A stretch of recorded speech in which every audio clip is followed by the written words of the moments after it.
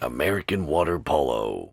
Hi, this is Damon Newman from American Water Polo, and we're here today with head coach Pat Beemer of the men's and women's team at University of Laverne to better understand the college recruiting process. How you doing, Pat? I'm good, Damon. How are you? I'm doing well. I appreciate you taking the time. Oh, thanks for having me. Excellent. So tell me a little about yourself and a little bit about Laverne. I'll start with the university because I think it's like a hidden gem almost out here in California. We're a small liberal arts school. We've had a strong history in aquatics. The program started when our pool was built in '97. Okay. We compete in the SCIAC conference, which is a Division III conference of 9 different teams, which is an eclectic but competitive group. And it's really a great place to be. As far as me, I think I knew you all the way back when you were still assisting at Iona, right? Yeah, probably. But I started out at Wagner. We're dating ourselves here. Oh boy, yeah. I mean that's like 16 years ago. Yeah, you're right. It was 04, wasn't it? Yeah. Yeah. 04, Yeah. 05. Yeah, so I was at Wagner for a while until 2011, and then at Indiana for 3 years. Quick stop at Caltech out here in Pasadena. Then I helped start the program at St. Francis University in Pennsylvania. And I'm going into my 4th year now here at Laverne. Awesome. Excellent. Well, you got a wealth of knowledge of recruiting and so you have a pretty good understanding about the process. How do athletes get recruited? How should they promote themselves? What would be your recommendation? Damon, you kind of hit a key word there in promoting yourself. I think there's a big misconception with a lot of kids that a coach is just going to find them, right? And the truth is there's a very small pocket of kids that are, known quantities in the water polo world. And then outside of that, there's not a lot of coaches with not very big staffs and thousands upon thousands of kids who want to play college water polo. So one of my biggest pieces of advice for anybody that wants to play collegiately is to narrow down your college search, right? Figure out what type of school you want, and then be very proactive communicating with that coach. I mean, I get hundreds of emails a day, right? And I have 2 graduate assistants for help, right? Right. So sorting through all that and communicating with all those kids, it's tough. And I do know that some kids feel like, well, if I email a coach once and he or she doesn't respond, then they're just not interested. And that's not the truth. I know Abdul. I'll borrow his expression, but for someone who wants to get recruited, you have to be trending in the inbox of the coach, right? Abdul even uses the ratio like three emails, maybe 4 emails equals 1 contact, right? You want to be trending and really express your desire. Yeah, I think that's really good advice from John, and then obviously yourself, you know it firsthand as well. So how can a high school coach and or club coach, what's their role in helping the athletes get noticed by college coaches? So that varies. That varies a ton. And listen, I don't begrudge the high school and club coaches. A lot of times they're just trying to make their kids and their teams as competitive as can be, right? But I do know that I have relationships with a lot of club coaches, and I have a relationship with a lot of high school coaches where I can just reach out and say, hey, coach, we're looking for a center. We got anybody that can help fit that bill? And then the other side of that is I have a lot of coaches, both at the high school level and at club, who will reach out to me periodically that advocate for their kids, right? Hey, I've got this kid, John Doe, who has been underlooked at, right? And really wants to play, can contribute, great kid, that sort of thing. Right. So I think there's a good 2-way relationship with high school coaches and college coaches where, obviously the better the high school program is, the better the success that they have, the more desirable those kids become. Perfect. When should athletes start the process? Obviously, Division I, Division III, Division II, different rules apply for different universities. But what would be your recommendation? When should athletes start? Well, the truth is, for the college-bound water polo athlete, they have to start not thinking about schools necessarily, but thinking about school in general. Their freshman year, like grades count, right? Grades matter. We're not a sport that gives full rides out left and right. That just doesn't happen. So if the kids aren't focusing academically on their high school work, then could be a moot conversation, right?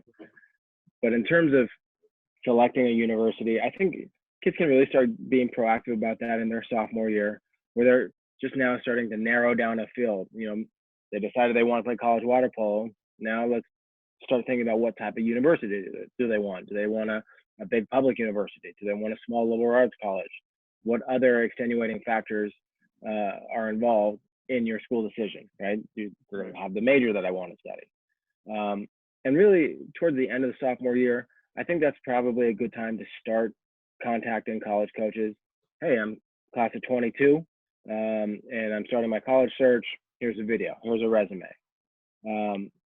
By the time it gets to their junior year, the recruiting cycle has moved up so much these days. It used to be, I'd talk to kids when they were seniors, right?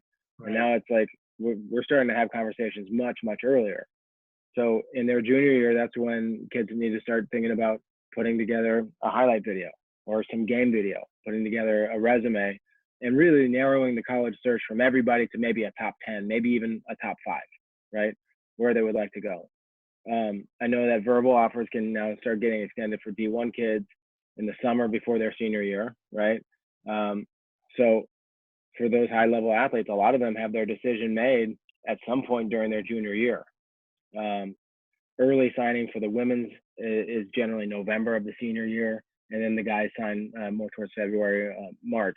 But the whole cycle just accelerates and accelerates. So I really think start your sophomore year, get narrowed down by your junior year, and really think about making that decision at least to your top 3 in your senior year. Yeah, I think that's great. So you talked a little bit about obviously communication with athletes. We know that's probably has changed over a lot over the years. Now text messages probably dominate. But there's nothing like talking on the phone, especially to an athlete. And how would you recommend an athlete prepare for a phone conversation with the coach that they maybe never have spoke to before? Yeah, that's actually a great question, because sometimes communicating with younger people on the phone is not the easiest thing. I also think that there's a little bit of nerves involved by the student athlete, because for whatever reason they may feel intimidated by being on the phone. And I think one thing that can allay those concerns right away is that a college coach is not going to want to be on the phone with you unless he or she is interested in you and playing in that program, right? Right. So I would be confident going in that call, but also understand that it's pretty much like a job interview, right? Where by and large, the coach will have at least some semblance of idea of your skill level, right? Can you help the program, yes or no? And if they're on the phone with you, they probably think yes, right? But at that point, you're also selling the externalities, like what are your grades like? Are you a hard worker? What is your vision? How serious do you take the sport?